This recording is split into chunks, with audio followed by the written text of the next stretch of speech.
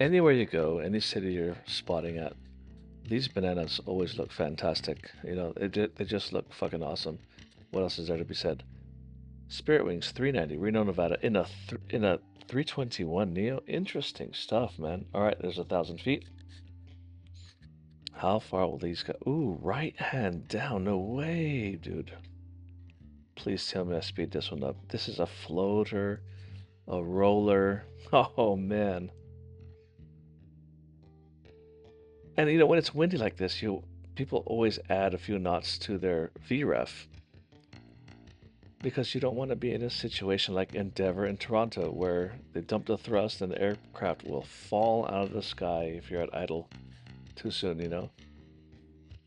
So we carry a little bit extra speed and to combat that. Oh yes, real-time-ish looking shot here.